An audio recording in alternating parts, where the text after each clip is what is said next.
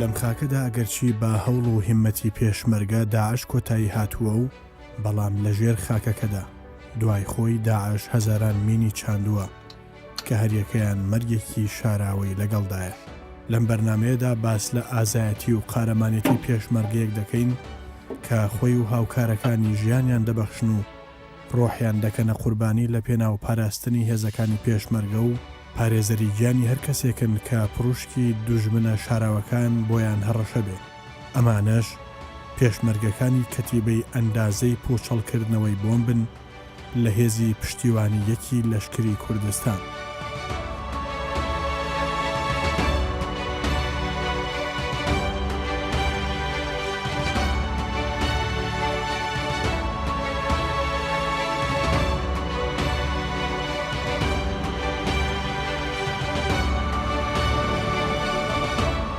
ساڵی 1996 بوومەتە پێشمەرگە، ساڵی 2009 هاتوومەتە سەرێ کەتیبەی ئەندازەی سەربازی سەر بە هێزەکانی پشتیوانیەک. لە ماوەی ئەو چەند ساڵەدا توانیوانە دەوری خۆمان ببینین لە وەکو هێزەکانی پشتیوانیەک کەتیبەی ئەندازەی سەربازی توانیومانە لە شەڕەکانی دژ بە تیوەر دەوری کاریگەری خۆمان هەوێ لە پوچەڵکردنەوەی بۆمب و لە خاوێنکردنەوەی شوێنەکان لە پێشڕەویکردن بۆ هێزی پێشمەرگە و لە ئەو ناوچانەی مەترسی مینیان تێدادانراوە بۆمبەکانی داعش لەو شوێنانەی کە بۆ پلانیان بۆ پێشمەرگە دانراوە پوچەڵ بکەینەوە.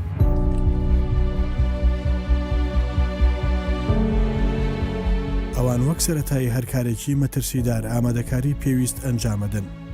دواتر دەست دەکەن بە هەنگاونان بۆ شوێنی مەبەست. ئەم سەربازەونانە بوێرانە بێسەڵکردنەوە لە مەترسی کارەکەیان دەست دەکەن بە ڕاماڵینی ئەم دوژمنە نادیارە. لە یەکەم کاریان دەست دەکەن بە پاکردنەوەی ڕێگا سەرەکیەکان،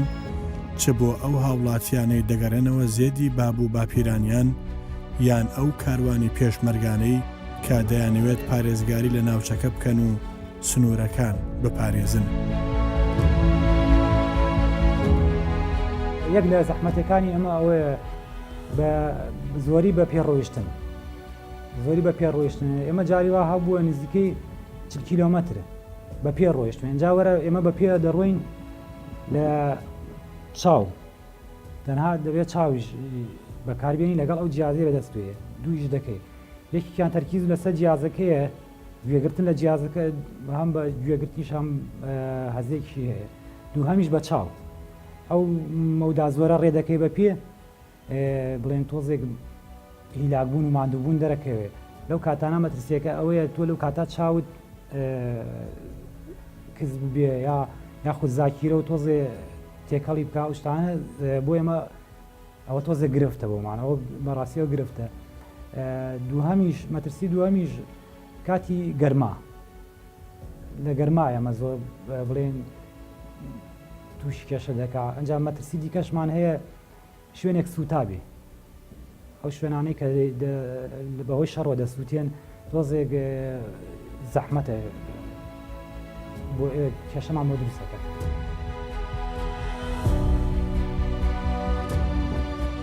ئەم پێشمەرگانە بە درێژایی 650 کیلۆمەتر زەویە مین ڕێژکراوەکان پاک دەکەنەوە لە مین و تەقەمەنی. ئەوەرکەی ئەم پێشمەرگە بوێرانە ئەنجامیادەن زۆر پیرۆز و مرۆڤانەیە. ئەم ئەرکەش بەراورد ناکرێ بە هیچ کارێکی تر. زۆری پوچەڵکردنەوە خۆی چەند زۆرێکی هەیە. هەیانە بە ئامێری ڕۆبۆت هەیە. ئێستا سوپاس بۆخوا لەلایەن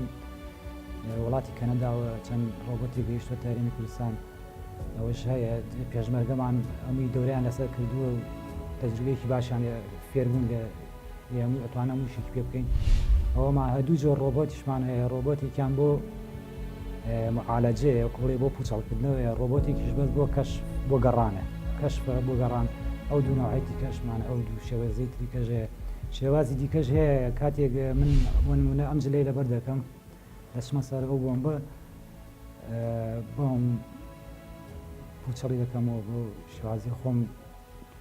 دەو کاتایتە بڕیارەدا چۆن چی بکەین بۆ بچین نەکەی دەو کاتە.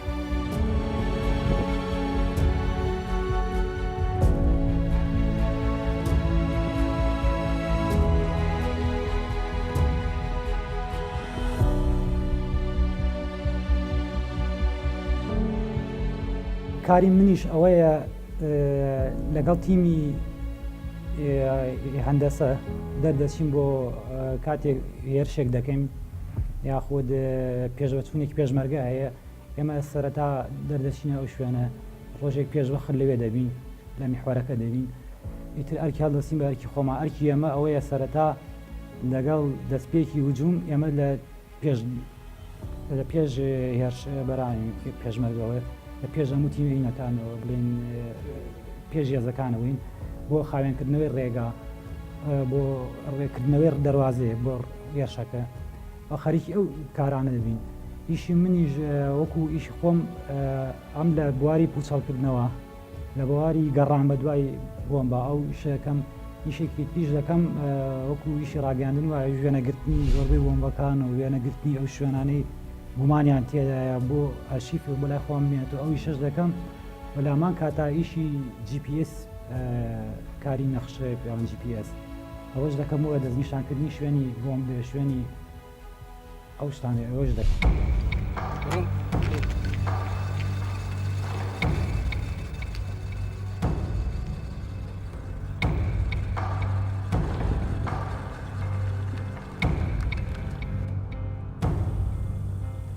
ئەم پێشمەرگانە سامانێکی نیشتیمانی زۆر بەنرخن کە بە ئاسانی دروست نەبوون بەڵکو بەرهەمی دەیان ساڵی کارکردن و کۆکردنەوەی ئەزمونە لە ڕێگەی کەسانی شارەزا و پسپۆڕەوە ڕاهێنراون. کارەکە هەم سەخت و هەم مەترسیدارە بەڵام خۆشەویستی نیشتیمان و گەورەی ئامانجەکەیان وای کردووە ئەم پێشمەرگانە سڵ لە هیچ شتێک نەکەنەوە. ئێمە لە کاتی بڵێن شەڕەکەدا من بڵێن برادێکی ئەوەی لەگەڵمە ئەو پێشمەرگەی لەگەڵمە یا ئەو کەسی لەگەڵ من بوو ئەو یا ئیشی کەشفی دەکرد یا من ئیشی کەشفم دەکرد زۆربەی جارەکان ئەوان ئیشی کەشف دەکەن ئەمە ئیشی پوچەڵکردنەوە دەکەم سەر ڕایەوە جاری وایە ئەمە بەشداری ئەو بڵێن هێرشێکی پێشمەرگەیەشی کردووە دوو مەترسیمان لەسەر بووە مەترسی یەکەمیان بۆمبەکە خۆی بوو ئایان بۆمبە چۆن دانراوە چۆن تا مەترسی دوو هەم دوژمن بوو بە قەناس ئێمە خەریکی دوو عاملمان لەسەر بوو جاری وا هەبووە دەمانوت دایانود ئێمە خەریکی شەکە بووین دایانگوت ئەوە سیارەی خۆکوژی هات لەو کاتە یعنی دەستمان لە ناوی شەکا بووە دایانوت سیارەی خۆکوژی هات یا دایانگوت قەناس بەدەستەیەوە خۆکوژیەکە هات لەو کاتا ئێمە دەستمان لە ئیشەکەمان هەڵ نەدەگرێت تا بۆ نمونە خستە سەریشەکە تا تەواومان نەکرد داوازمان بێت.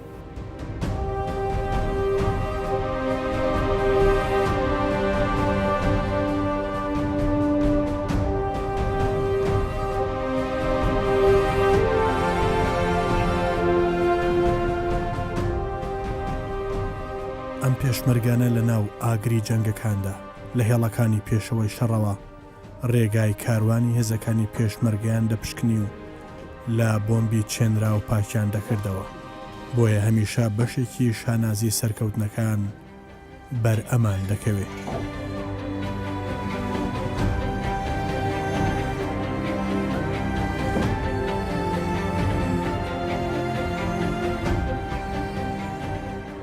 ئێمە سەرەتا ئەمە شارەزایەکی ئۆتۆمان نەبوو وەکو خۆمان هەر ئەوە بوو چەند ئەفسەرمان هەبوو ئەفسەرەکانمان لەگەڵ ئەوان ئیشمان دەکرد ئەوان شارەزایی زیاتریان هەبوو پێشتر ئێمەش لەگەڵ ئەوان بووین وردە ئێمەش توانیمان ڕابین لەگەڵ شەکە و فێر بووین تقریبان ماوەی چەند ساڵێک بەشداریمان لە دەورەتی هاوپەیمانان ئەوانش کاریگەریان هەبوو لەوێ وڵاتی فەڕەنسا بوو ئەڵمانیا بوو بەریتانیا بوو وەڵەندا و بەلژیک کاوانە هەمویان هاوکار بوون بۆ پشتی بۆ ئێمە. ئێمە وەکو هێزەکانی پشتیوانی یەک کەتیبەی هەندەسە لە سەرەتای شەڕی داعشەوە مەحموری مەخمور و گوێر باشداری هەموو شەڕەکانمان کردووە چەند ئەومان پشەکە دەوتەوە چەند کیلۆمەتر ڕێگەمان پاکردوێتەوە شەهیدمانداوە بریندارمانداوە بەڕاستی وشەی ئێمە زۆر ترسناکە پیسەبیلەوەی براپێرمانەکان جەنا پێ نەبێ خۆمانە خەی نامەترسیەوە زۆر سپاسی فەرماندەیشمانەکەین کاکسیات بەرزانی بەڕاستی هەموو ئامێرەکانی کوچڕکردنەوەی میلی بەدامین کردوین وەکو کاشیفا وەکو ڕۆبۆرد وەکو بازەر بەڕاستی داشمەنا زۆر ماندووە وەکو کاک کۆسار پێرمەگە لای خۆمانە بەڕاستی یعنی ئەرکێکی زۆر دۆزی لەسەر و زۆر ماندووە دەستخۆشی لەو هاوڕێیان ناکەم ئەوەی لەگەڵ من هەمووان ماندی بووینە لە بیداتی داعشەوە پێکەوە و کاراکە شەیدیشمان داوە برینداریشمان داوە کۆڵیشمان نەداوە هەر بەردەوامی شەوی بۆ کورد و کوردستان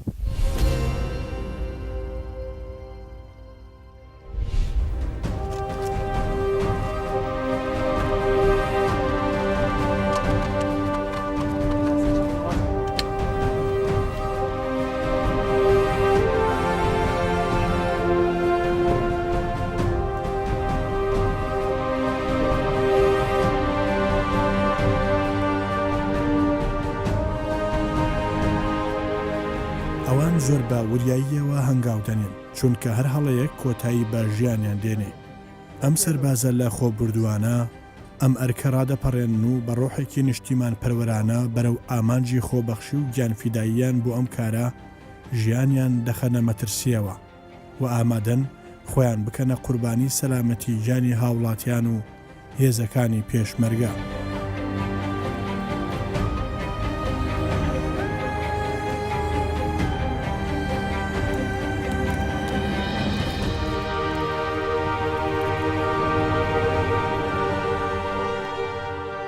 ئەمە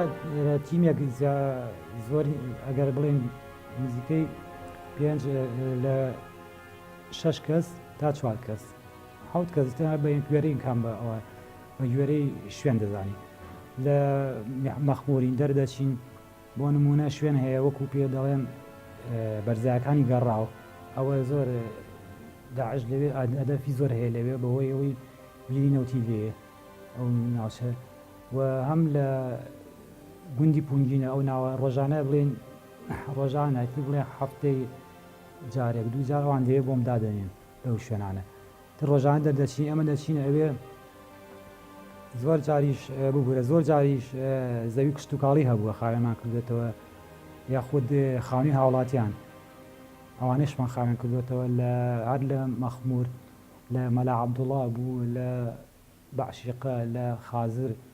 لە شوێنانە هەمی لە گوێڕ لە شوێنانە هەمی ئیشمان کردووە تیم بە تیمی هەر جارە و بە شێوەیەک ئیشمان کردووە تیمی جارێک من بووم جارێک بەدەێک بەس لە زۆربەی یەرشەکانە من خۆم بەشداریم کردووە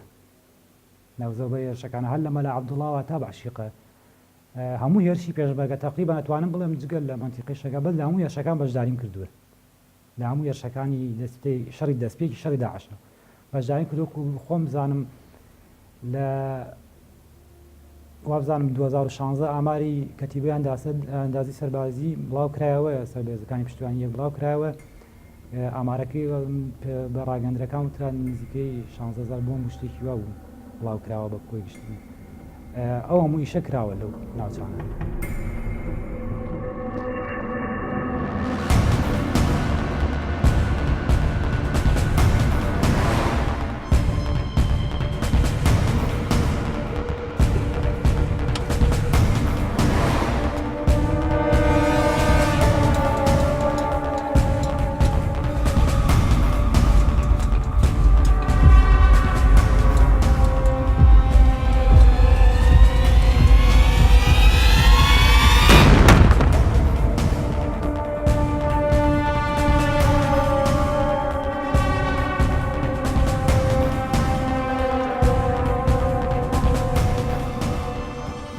زۆر جارە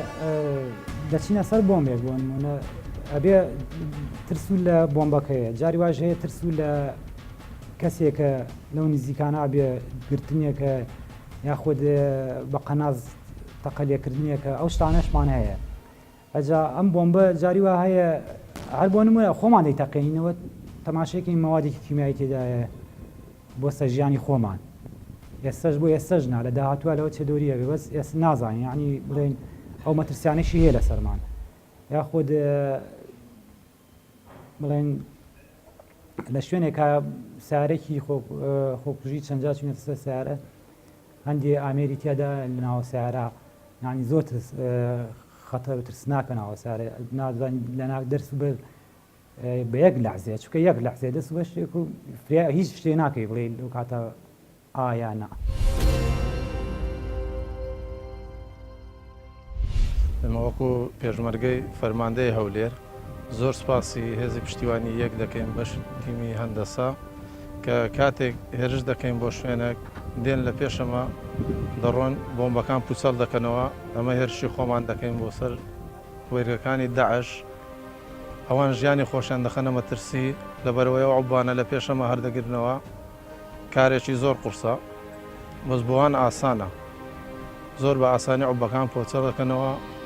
پێشی مەچۆڵ دەکەن ئەمەش هێرشی خۆمان دەکەین بەردەوام دەبین لە خەڵکیش خاستن بۆ جیانێکە ئازاد دەکرێت خەڵکی مەدەنی بێ بگەڕێتەوە ئەو تیمانەی هەندەسە دێن ئەو شوێنانە پاک دەکەنەوە بۆ ئەوی خەڵکی مەدەنی تووشی زەرەر و زیان نەبی تووشی گیانی نەبێتەوە. وەکو پێشمەرگەیش فەرماندەی هەولێر زۆر سپاسی جەماعەتی تیمی هەندەسە دەکەین و کە هاوکارمانن لە کاتی شەڕەکاندا لە بۆ بەرەو پێش چوونی شەڕەکان زوو دەچن و عوبەکان هەردەگرنەوە و هاوکاری ئێمە دەکەن و گیانی خۆیان دەکەنە مەترسی بۆ ئێمە تاکو گیانی ئێمەش بپارێزن و لە پێناوی شەڕکردنەکەدا و بۆ هێرشکردنی سەر داعش. ئەوانیشی خۆیان کردەوە بە زۆر بە جوانی زۆر بەڕێش وەکو بەربەستەکان لە پێشەمەلادایە ئەو زەمە ئیش کۆما کردێ سپاسیان دەکەین ئیشکارەکانە زۆر جوان بۆ یعنی کاتی ئەوە کە بۆمە خەبەریوانماندایە ئەتێر ئیشەکانیان چاکردێ و زۆر بەزانی شویان کردێ وەکو بەزیان بە پێشمەرگە نەگەنی. نایب زابط کۆسار سەر بە یەکەی هەندەسەی کەتیبەمانە سەر و تیمە ڕۆڵێکی گرنگی هەبوو لە شەڕی دژە داعش بە تایبەت لە میحوری گوێڕ و مەخمور ئەوە بوو یەکەم پێشمەرگە دەستنیشان کرا لە لای کەتیبەی هەندەسە و فەرماندەیەوە بە بڕیاری بەڕێز جەنابی سرۆک و بە ئامادەبوونی وەزیری بەرگری ئەمریکا میدالیە ئازایەتی پێبەخشرا ڕاستی کا کۆسار پێشمەرگەیەکی بە ئەزمونە شارەزایەکی باشی هەیە بۆ هەرگرتنی بۆمی چێندراو و لە هەموو با بڵێن لەسەر جەمیحوەرەکان بەشدار بووە بۆ هەلگرتنی بۆمی چێندراو.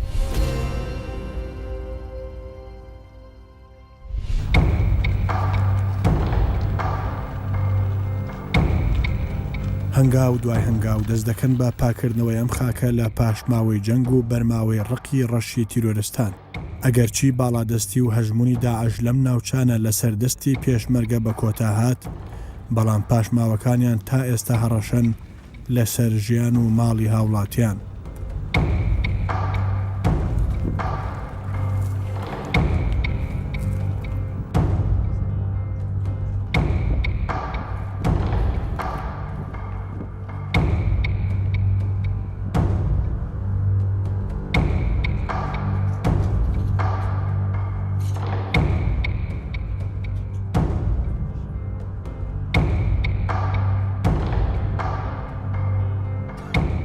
ماڵ بە ماڵ دەگەڕێن و ئەو بۆمبانە لە ناو دەبن کە لە ناو ماڵەکانیشدا دانراون.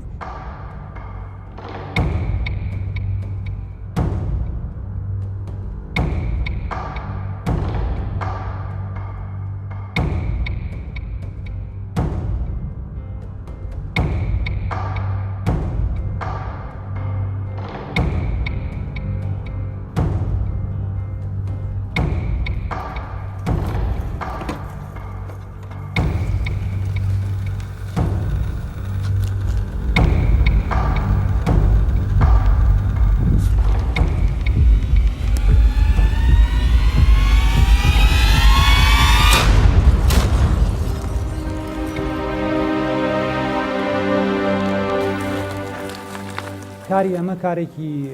قورس و گرانە چکە کارێکی مرۆڤانەیشە لەبەرەوەی ئەو خەڵکەی دەگەڕێتەوە سەر ناوچەکانی خۆیان ژیانیان لەسەر بڵێن ژیانیان لە ئەسووی ئێمەیە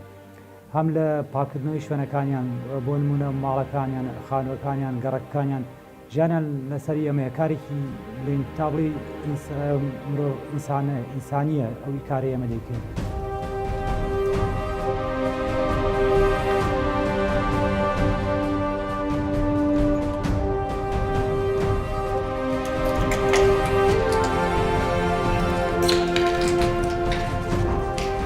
ئەم سەربازەونانە بە دەست و پەنجەیان ڕۆژانە مامەڵە لەگەڵ ئەو دوژمنە سامناکەدا دەکەن و پوچەڵیان دەکەنەوە.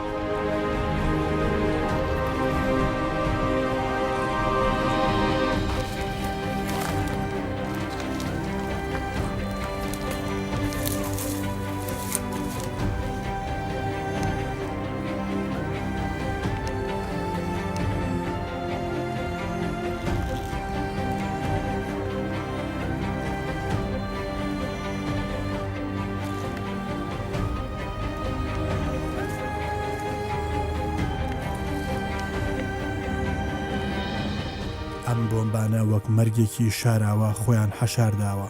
هەر هەڵەیەک دەبێتە هۆی ئەوەی ئەو مەرگە شاراوەیە ببێتە چارەنووسی ئەم سەربازەونانە.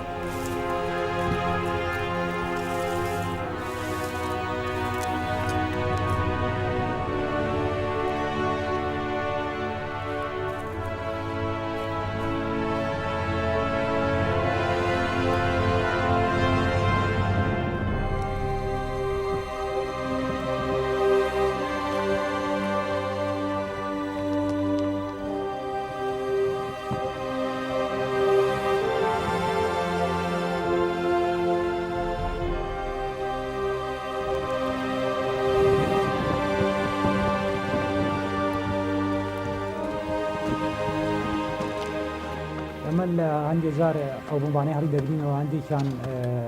پێویستمان پێ بێ هەندێکیان پێویستە لە نایە بێن وەکوانەی مەوادی کیمیاوین یا خود مادەی کلۆریان تێدا ئەوانە دەبێت لە ناو ببرێن دامێنە شوێنێکی تایبەت کە دوور بێت لە ئاوەدانی لەوێ لە ناویە بین ئەو یعنی بە شێوەیەکی زانستی لە ناویە بین.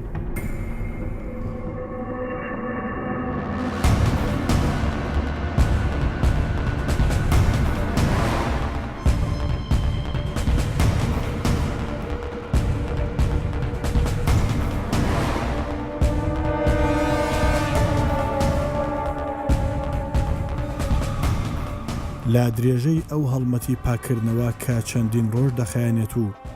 بە ڕووبەری سەدان کیلۆمەتر ئەوان ئەو بۆمبانەی کە مەترسیان هەبێت لە شوێنێک دواتر کۆیان دەکەنەوە و دەیان تەقێننەوە.